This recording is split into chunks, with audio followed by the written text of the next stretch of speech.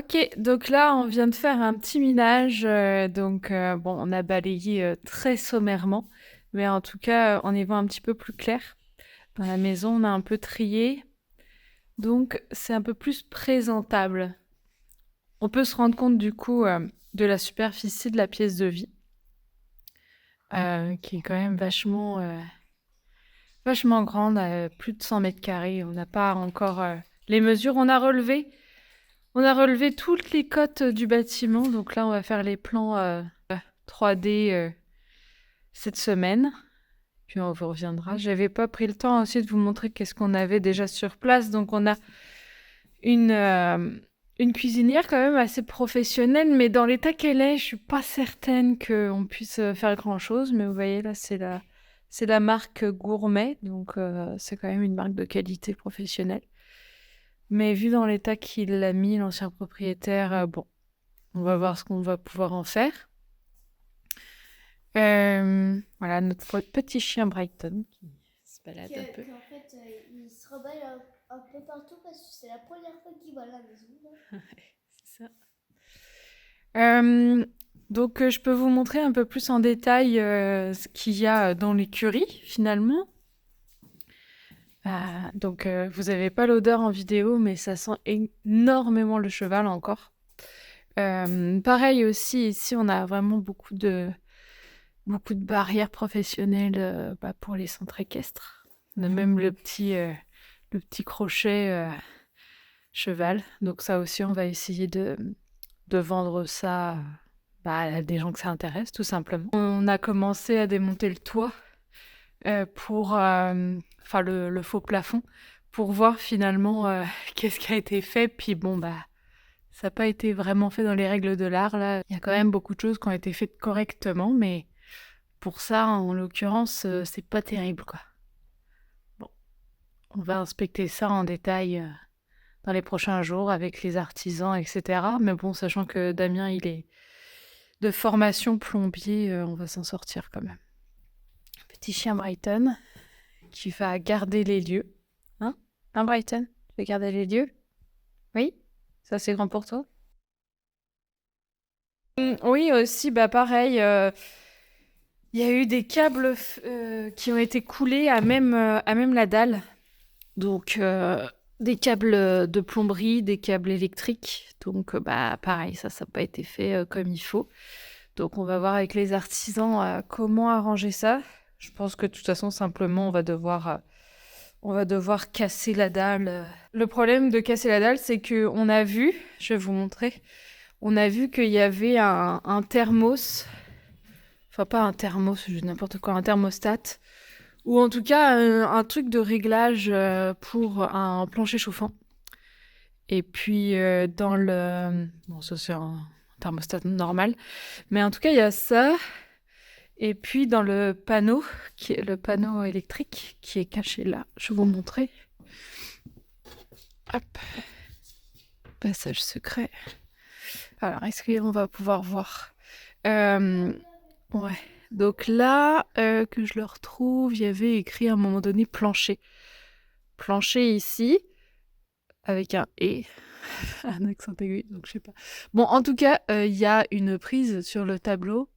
Il y a un thermostat, enfin un truc de réglage. Donc on se demande si ça a été posé ou si ça a été en réserve, parce que finalement, je referme ça. Finalement, on trouve pas justement les câbles d'eau. On les trouve pas. Donc, je sais pas s'il est posé ou pas. Allô, monsieur le propriétaire? Allô. Ça va bien? Ça va? Donc, je disais, ouais, un brin de ménage, ça ressemble quand même plus à une maison. Là aussi, moi j'étais persuadée que c'était vraiment un mur qui n'avait pas été fini parce qu'il y avait toute une bâche avant ici. Et puis surtout qu'on avait fait un tour extérieur et de l'extérieur, il y avait un revêtement extérieur finalement, des grosses planches de bois. Et en s'approchant, en enlevant la bâche, on a vu que finalement, non, c'était la vitre. C'était une énorme fenêtre Donc, je sais pas, elle fait 3 mètres de long sur 2 mètres 50 de haut.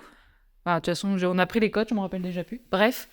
Donc, ça, on va continuer, on va le combler, hein, on va pas refaire en fenêtre parce que on a eu justement la visite d'un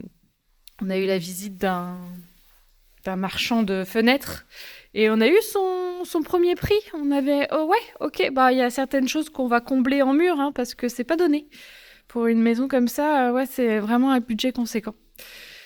Oui, parce qu'en plus des fenêtres comme ça en bas, vous expliquez ça prend du verre spécifique, du verre trempé pour pouvoir résister aux intempéries et tout. Ouais, puis c'est aussi en garde-corps du verre trempé. Exactement. Fait que pour l'étage, ça nous prend, si on fait pas d'allège à nos fenêtres, ça nous prend des verres trempés. Et la même chose pour le bas, tout ce qui se retrouve à ras du sol a besoin de verre trempé aussi. Donc, C'est ça. fait monter les prix exorbitants. En fait, il y a une allège minimum de 18 pouces. Et là, après, il n'y a plus besoin d'avoir du verre trempé. Mais dans l'extension, là, on va monter, on va prendre les cotes. Dans l'extension, tout est ouvert pour vraiment faire une extension totalement vitrée. Mais là, on a bien vu que, en plus, c'est du hors standard, les dimensions. Donc, c'est vraiment faramineux le prix. Hein ? Et on n'a pas le budget des pharaons, là. Enfin, oui, je disais aussi pour le plancher chauffant, c'est qu'il y avait quelque chose de réservé dans le panneau électrique. Il y a un thermostat, ou en tout cas un contrôleur, mais on n'a pas trouvé encore les câblages. On n'a pas cherché encore vraiment non plus. De toute façon, Il y a des trucs cachés encore, là, qu'on n'a pas encore. Il y a beaucoup de murs à ouvrir pour repérer l'électricité, la plomberie, qu'est-ce qui a été fait. On voit qu'il y a des fils qui traînent un peu partout. Donc déjà pour sécuriser ça, il va falloir qu'on ouvre les murs. À ce moment-là, j'imagine qu'on va trouver un endroit qui est dédié au plancher chauffant. On espère. Ouais. On a retrouvé le premier propriétaire qui a construit la maison. Il nous disait que cette maison-là, en fait, c'est pas du tout sa maison. Sa maison a été construite vraiment de ce côté-là du terrain, mais elle a été brûlée par la suite. On vous racontera tout ça. Et en fait, tout ce bâtiment-là, qui est en maison présentement, était ses écuries et garage. Et en fait, il m'a expliqué que c'est sur une dalle à même le sol, et que vu que c'était pas à destination d'habitation, elle n'est pas isolée. Donc, l'intérêt de savoir s'il y a eu un plancher chauffant de posé, c'est justement à se dire, au moins, sous le plancher chauffant, ils ont installé de l'isolant. Sinon, ça va pas être la même chose en guise de travaux, quoi. Si vous avez aussi des astuces pour, justement, ne pas payer une blinde en chauffage parce que la dalle n'est pas isolée, on est très, très ouvert en commentaire. Dites-nous vos astuces. Bon, finalement, on est là-haut, on a pris les cotes. Et depuis hier, ça a quand même vachement fondu parce que les températures se réchauffent. Mais du coup, au centre, là où il y a un poteau, au centre de la pièce, il y a quand même vachement d'eau. Donc, ça serait quand même bien de racler tout ça avant qu'on parte. Donc on va racler ça un maximum pour éviter que ça s'infiltre dans le... Parce que juste en dessous, c'est le salon. Donc on va essayer de nettoyer ça. Et après, on pourra partir un peu plus l'esprit tranquille.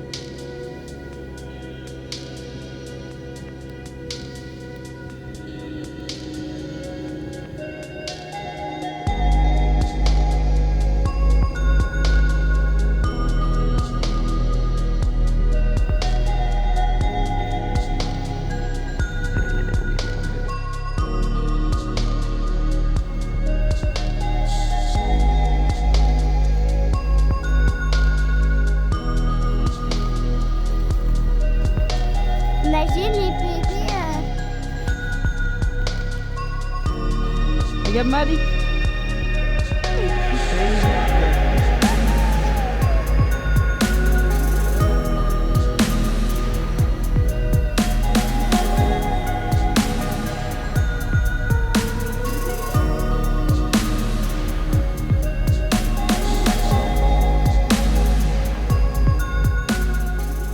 Il y a une déneigeuse qui est venue finalement nous faire une belle allée. Donc on n'a plus besoin de pelleter une tranchée. Jusqu'à la fonte des neiges, on va laisser ça comme ça. Mais en tout cas, on peut rentrer la voiture à l'intérieur de la propriété. Donc c'est très satisfaisant. Donc je vous avais pas encore montré la façade principale. On revoit ici, là. En fait, il y a le salon derrière la voiture.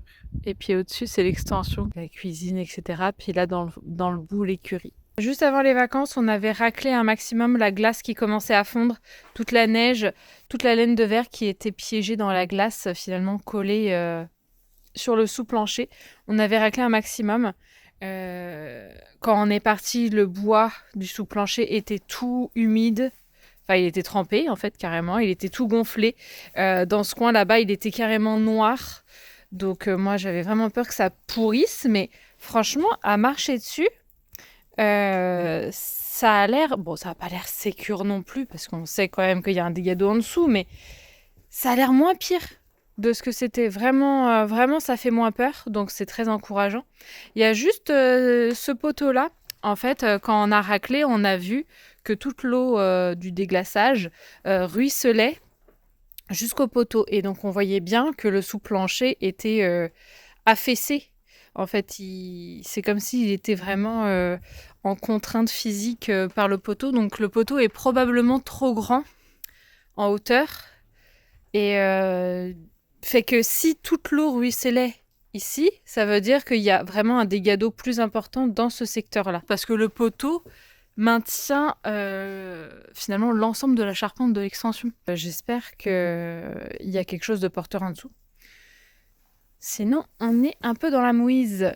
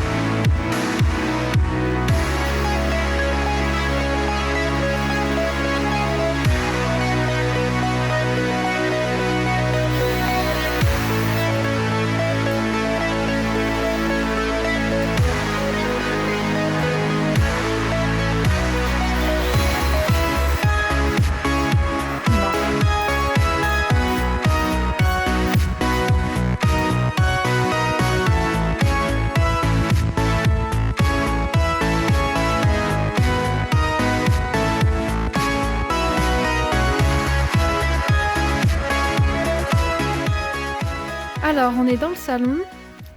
J'ai passé un petit moment à pelleter la neige qui était contre les vitres pour éviter que finalement à la fonte des neiges ça coule vraiment sur la menuiserie. Et puis voilà, ça se passait bien. Là, il y avait une petite moustiquaire coincée dans la neige, mais bon, c'était pas si grave. Ça se passait bien, j'ai bien enlevé. Et puis finalement, juste derrière, je vous disais qu'il y avait une piscine creusée. Et j'ai mis mon pied dans la piscine. Fait que j'ai plus de bottes. J'avais mon pied complètement trempé dans l'eau, donc j'ai eu le temps d'enlever ma botte. J'ai vu mon pied tout mauve noir. Je me suis dit, on va peut-être pas commencer une engelure au début du chantier. Donc voilà. Puis déjà que le sol, il est tout gelé, là. Donc voilà, ça annonce une fin de journée. Mais c'était bien quand même, on a quand même bien avancé. Damien, je peux vous montrer. Damien, il a quand même démonté pas mal de faux plafonds dans l'écurie. Donc voilà, ça donne ça. Il a démonté quand même énormément de lattes dans les box aussi. Donc on voit que c'est de l'isolant projeté. Et puis il a commencé aussi à retirer les néons. On a découvert, moi j'espérais trouver à cet endroit-là je fais attention. Découvrir à cet endroit-là les choses du plancher chauffant, puis en fait non, ça ressemble, en fait ça prend toutes les écoulements de la plomberie, de la salle de bain à l'étage, et en fait ça a l'air d'être une pompe ou en tout cas un réceptacle d'eau grise avant d'envoyer dans la fosse septique dans le jardin.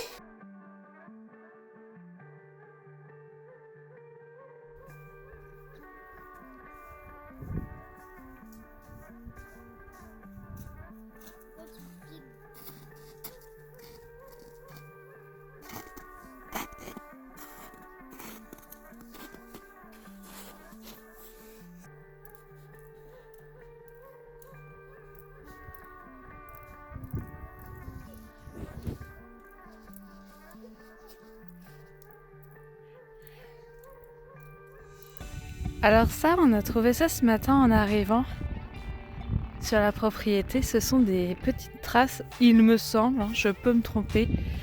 Et ça ressemble beaucoup à des traces de sabots. Donc peut-être bien chevreuil, biche, cerf de Virginie. Parce que ça vient... Je vois pas vraiment... Ça vient du... Donc là, j'en profite, là, c'est la petite cabane où on y rangeait le foin. Il y a pas mal de bazar dedans, il y a un espèce d'échafaudage ou une armature d'abri tempo. On va faire le tri, tout ça. Mais donc les traces viennent de cet abri-là. Hop.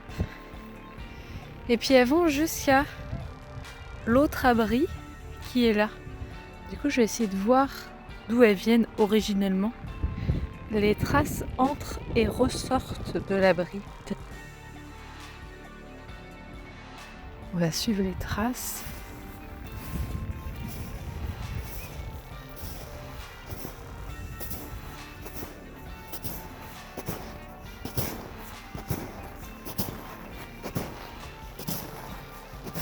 Elle s'arrête là. C'est un cerf-volant. Je suis tellement drôle. Il est pas là-haut. On va faire le tour de toute façon. On profite pour faire le tour. Donc là, de l'autre côté, on a un préau. Et le préau aussi a pas mal de fenêtres, de portes vitrées d'occasion, qui a été soit démonté sur place, soit qu'il a emmené ça ici pour je sais pas quoi faire. Peut-être que c'était un menuisier, j'en sais rien. J'ai très peu d'informations sur l'ancien propriétaire. Mais en tout cas, il y a des choses qu'on pourrait réutiliser là. Surtout là, le grand cadran en bois avec une porte au milieu, et il y a le même de l'autre côté. Donc il y a 2 fois un grand cadran vitré comme ça. Donc ça serait intéressant de voir si c'est pas gondolé, c'est d'équerre, et dans ce cas-là, on pourrait les réutiliser plus tard. Peut-être pour couvrir la piscine, par exemple. Enfin. Donc les pattes, je viens de les retrouver, les traces. Elles vont à l'intérieur et puis elles ressortent par là. Et donc là, derrière la barrière, il y a le lac. Enfin, il y a un peu de végétation et après le lac. C'est vraiment génial. Donc là, on va à la maison. Donc là, on se rend bien compte de la superficie du truc, quoi. On a une grande haie d'épinettes. Il y a une partie qui n'est pas fournie en épines. Donc j'ai bien peur que soit ces arbres-là soient malades ou morts. Ça me rendrait triste de tous les couper, mais on va essayer de voir s'ils rebourgeonnent au printemps. Parce qu'il y avait plein de petites pommes de pin dessus, sur les arbres qui n'ont pas d'épines. Donc il y a peut-être une chance que ça refeuille. On dit ça, refeuille avec des épines au printemps. J'en sais rien. On va se renseigner.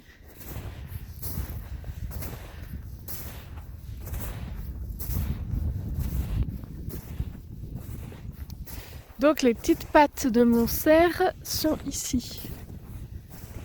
Hop. Et ça retourne jusqu'à la route. Donc il a dû se balader pour aller chercher de quoi. Il y a le voisin qui se gare. On les a pas encore rencontrés, les voisins, donc j'espère qu'ils sont sympas. Nous, on est sympas. Il n'y a pas de raison. Donc ouais, je pense vraiment pas que ça soit un humain. C'est vraiment des petites traces super raccourcies les unes près des autres. Donc, Et puis là, ouais, là, il y a par exemple un motoneigiste, il passe sur la route. Ça se fait beaucoup. Finalement, entre plusieurs sentiers, ils sont obligés de prendre des segments sur la route. Mais bon, là, ça a déjà bien fondu sur la route. Il y a presque plus de neige sur la route, donc c'est pas très agréable.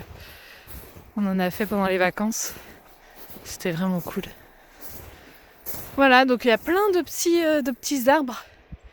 Donc moi, je ne veux pas couper les arbres. J'adore les arbres. Plus c'est arboré, mieux c'est.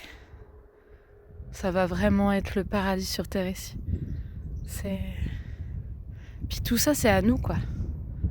C'est ça qui est hallucinant, c'est à nous, tout ça. Et on a de quoi faire quelque chose de formidable ici. C'est vraiment cool. Je suis vraiment super contente, super reconnaissante d'avoir eu la chance et l'opportunité d'acquérir cette propriété. Pas toute seule, évidemment, avec Damien. Donc là, regardez, je peux zoomer. De l'autre côté du lac, on voit le... Je me décale un tout petit peu. On voit le puits. Et en fait, je m'approcherai plus tard, quand il y aura moins de neige. Mais il y a un trop-plein. Le petit nez, là, c'est un trop-plein et il y a un filet d'eau qui coule en continu. Enfin, c'est marrant. C'est de là que j'ai puisé l'eau pour le prélèvement d'eau potable. Je vous expliquerai tout ça en détail plus tard. On va partir à un hôtel, puis bientôt abonnez-vous, un like.